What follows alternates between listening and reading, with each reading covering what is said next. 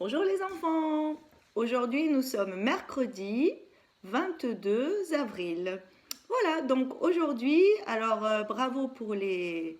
J'en ai pas eu beaucoup, hein, ça s'essouffle les défis, mais bon, bravo pour ceux qui ont tenu le défi d'hier.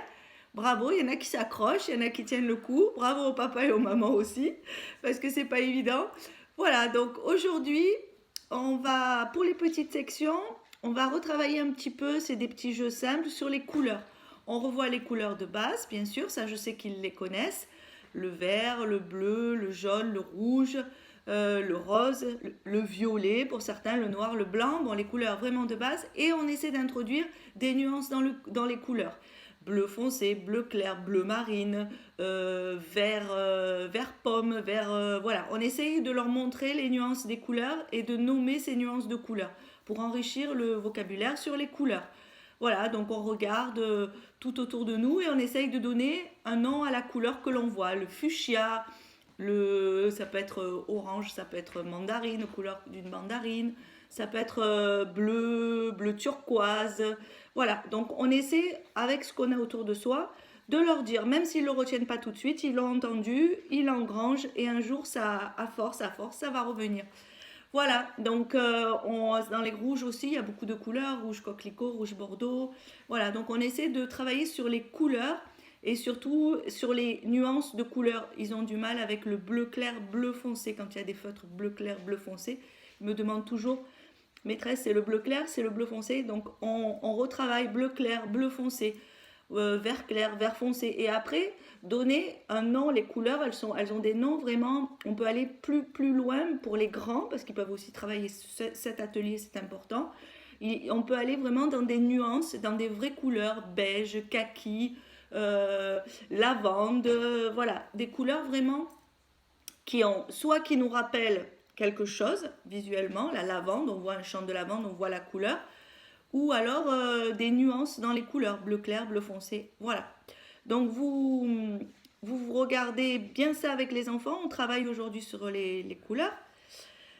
Pour les grands, alors on avait travaillé les catégorisations, donc aujourd'hui sur les animaux de la forêt, qu'on peut trouver dans nos forêts, bien sûr, pas dans les forêts de Russie ou d'autres pays du monde. Dans nos forêts ici, on va rechercher un petit peu, on va demander à l'enfant de nous donner le nom d'animaux que l'on peut trouver dans la forêt ici. Donc déjà, on va le laisser lister les animaux qu'il connaît. On peut l'aider aussi, lui donner des petits indices pour lui faire trouver des animaux. Et on peut se documenter aussi, aller voir quels sont les animaux des forêts, de nos forêts ici, des forêts de France. Qu'est-ce qu'on peut trouver, les regarder leurs images, les nommer, donner le nom de tous les animaux. Donc là, on fait une catégorie sur les animaux de la forêt et on les nomme, on enrichit le vocabulaire des animaux de la forêt.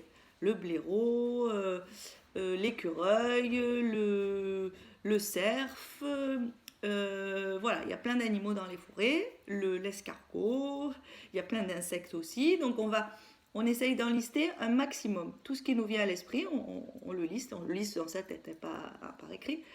Donc on remet en mémoire à l'enfant tous les animaux que l'on peut retrouver dans la forêt, le loir, le laireau, voilà, il y a plein d'animaux, on peut aller chercher beaucoup plus loin, on peut regarder un petit peu, se documenter. Et ensuite, on peut faire un petit jeu de devinette. C'est un animal, alors l'enfant peut dire est-ce qu'il a des poils, oui, non, est-ce qu'il est carnivore. On peut aussi introduire le régime alimentaire de l'animal, s'il est carnivore, herbivore, s'il mange des feuilles, s'il mange... voilà, on peut lui donner des... L'enfant va vous poser des questions et lui faire deviner, comme il n'y a pas non plus beaucoup d'animaux, on va arriver à cibler et à lui faire deviner l'animal, le hérisson. On peut trouver aussi des serpents, bien sûr. Voilà, donc c'est très riche. Donc vous lui faites, on regarde ensemble, on liste un peu les animaux qu'on peut trouver et ensuite on essaye de lui faire deviner en donnant les caractéristiques de l'animal. Il va vous poser une question, par exemple, est-ce qu'il a des poils? Donc c'est un animal, oui, donc c'est un animal qui a un pelage déjà, donc on va pouvoir éliminer la tortue, on va pouvoir éliminer pas mal d'animaux, les insectes. Et ensuite, est-ce qu'il est carnivore? Oui, il est carnivore, donc ça élimine encore pas mal d'animaux, donc ça peut être le renard, voilà. Donc ça lui permet de retrouver, avec ces petits jeux, On fait la catégorie des animaux de la forêt et des jardins aussi, parce que les jardins sont quelquefois à côté de la forêt et on voit arriver des animaux dans nos jardins.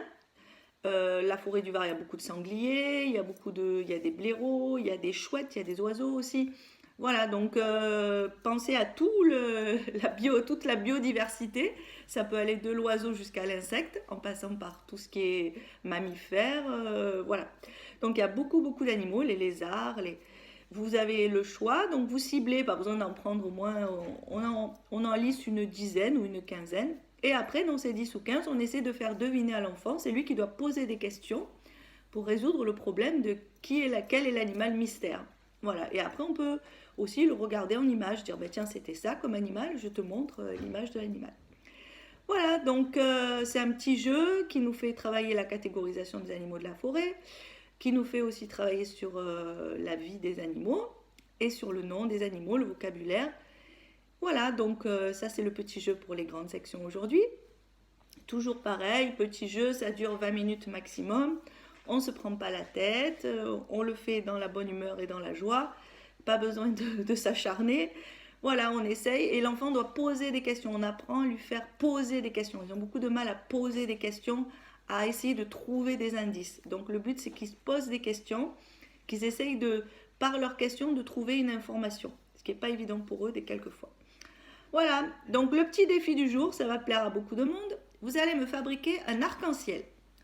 Alors, je ne veux pas un arc-en-ciel dessiné sur la feuille. Je veux un arc-en-ciel. Vous allez me fabriquer un arc-en-ciel avec des objets, avec des jeux, des objets, qu'est-ce qu'on peut dire, des objets, ça peut être de n'importe quelle sorte. Hein. Ça peut être des foulards, ça peut être des couverts, ça peut être, voilà. Vous allez me fabriquer un arc-en-ciel et vous allez me le photographier. Donc pareil, pour l'arc-en-ciel, il va falloir travailler sur les couleurs de l'arc-en-ciel. Hein. Quelles couleurs on peut trouver dans un arc-en-ciel.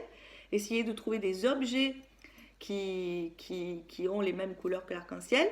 Et il va falloir aussi les disposer, puisque l'arc-en-ciel, le principe de l'arc-en-ciel, c'est que ça fait un arc. Donc l'arc, c'est un morceau de rond, hein, un arc de cercle. Voilà, donc moi j'attends vos arcs-en-ciel avec impatience. Je sais que vous êtes très créatifs et que vous avez beaucoup d'imagination. Donc je m'attends à de très très belles réalisations. Voilà, donc on se voit demain, toujours, hein, on lâche rien.